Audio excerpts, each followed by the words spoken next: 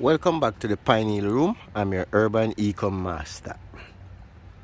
So I just want to highlight what is called companion planting when you plant 3 or more crops together, right?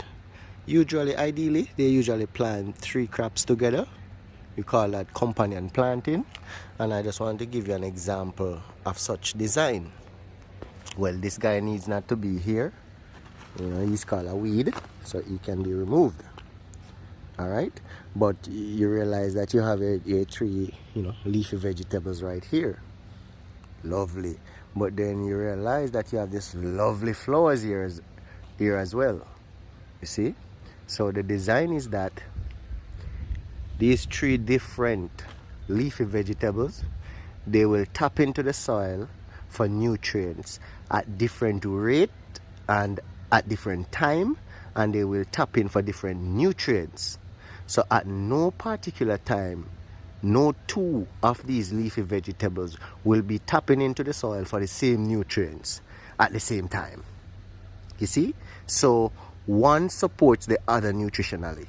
So the root of this plant might release root exudates that release a particular nutrients for this green leafy vegetable to thrive, and vice versa, right? So they support each other below ground, and you can see that they are not competing for sunlight with each other. But what we have here is these lovely flowers because we need to entertain pollinators. Healthy pollinators will ward off pathogens. All right, so whenever you are growing your crops, you can always integrate 3 crops and a flowers, periwinkle or anything to entertain the pollinators, right? But you definitely don't want to plant 1 crop. All right, that's not how it exists in nature.